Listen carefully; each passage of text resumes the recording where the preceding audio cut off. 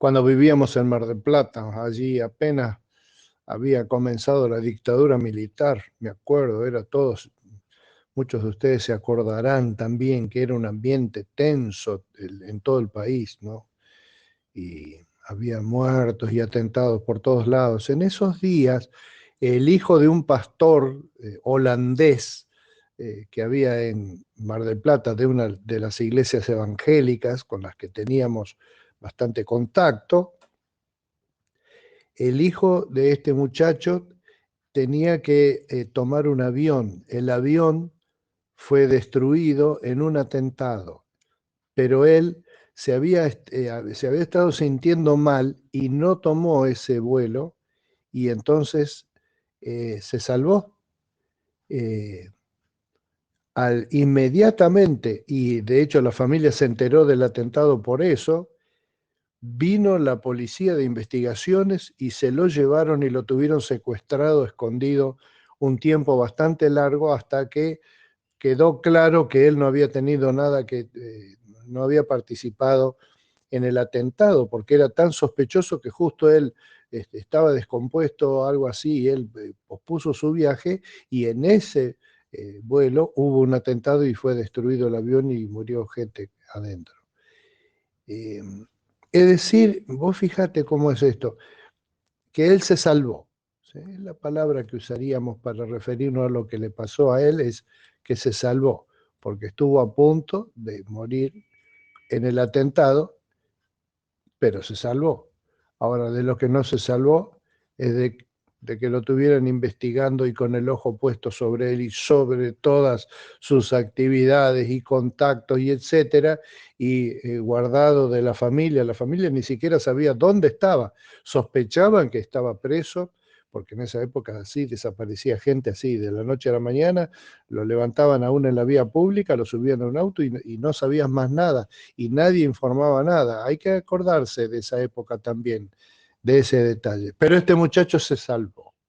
Esa idea, no te olvidate un poco del caso que conté, pero la idea esa de que hubo una cosa tremenda y vos fuiste salvado, ese es el concepto de salvación.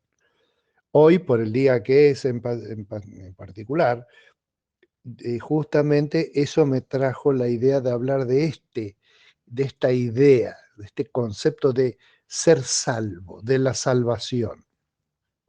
Y cómo uno puede pasar realmente de la muerte a la vida en un rato, en un instante, en un flash.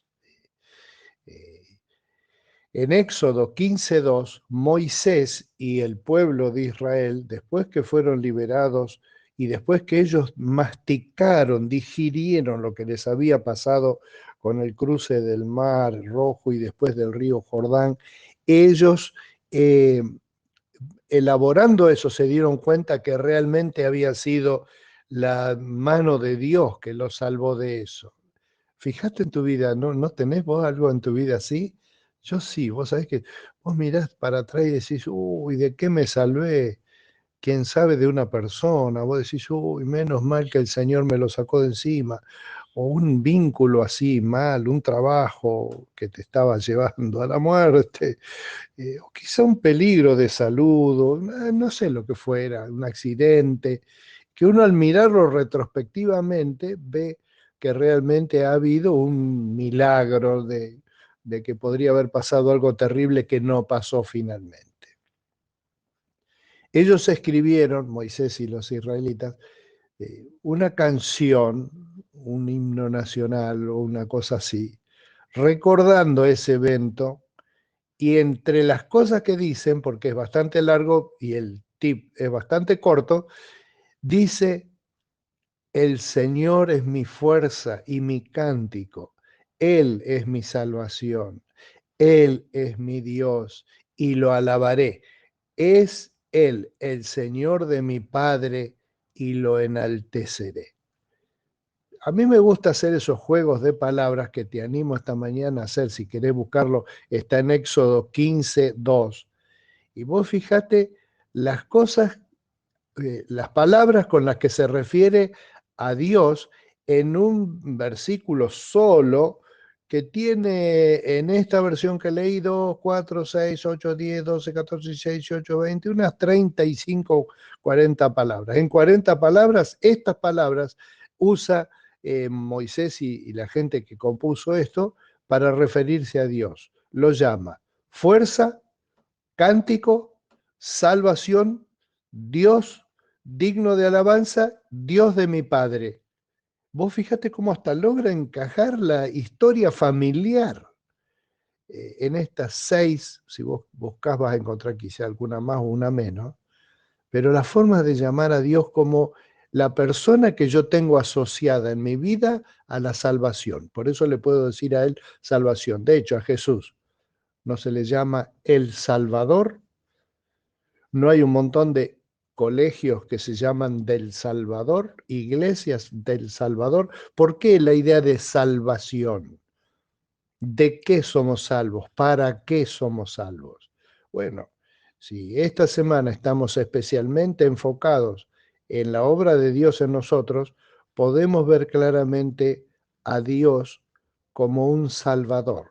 Entre otras cosas, ¿no? Uno dice, Dios es amor, me gusta más, es más romántico. Sí, depende de si no te diste cuenta de que te salvaste. Porque si uno piensa, bueno, ¿y de qué me salva Dios? Y dice, sí, porque hubo un accidente y yo me salvé. ¿Esa es la salvación más grande que el Señor hace en la vida de una persona? Y bueno, desde el punto de vista de la persona que no podría haber hecho nada para salvarse y se salvó, es un motivo muy importante. Pero ¿y si estamos pensando en el largo plazo, en toda la vida? Mi vida entera es una vida que se salvó o se perdió. Si está perdida, no quiero que sea salva.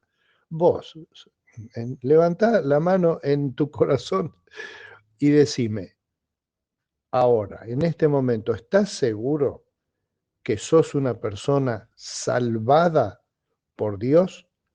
No de algún accidente que tuviste, que seguramente, alguna enfermedad o algo, de alguna persona tóxica, el Señor te lo salvó. ¿Sos salva en el sentido de tu relación con Dios ha sido curada, restablecida, sanada, salvada porque Cristo murió en la cruz? Si no, ¿qué sentido tiene la Semana Santa? ¿Qué sentido tiene recordar y creer que Jesús murió y resucitó por mí, por mis pecados, si mis pecados están sin perdonar? ¿Que cómo se perdonan?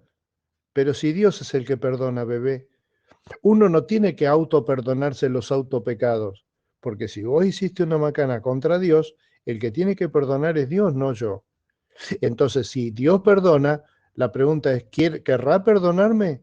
Y la respuesta es sí, sí, sí. Dios quiere perdonar nuestros pecados, de manera que si no lo has hecho, en este momento te pido que ahora o apenas tengas un momento para estar tranquilo y solo, que puede ser rodeado de gente como en un café, sentado revolviendo el cafecito ahí, mientras escuchás esto, ahí mismo hasta con los ojos abiertos, mirando con la mirada perdida el café, podés decirle al Señor, Señor, quiero que me salves, perdona mis pecados, te entrego mi vida, sé con ella lo que vos quieras, yo ya probé y no me ha ido bien, quiero darte mi vida para que sea tuya para siempre.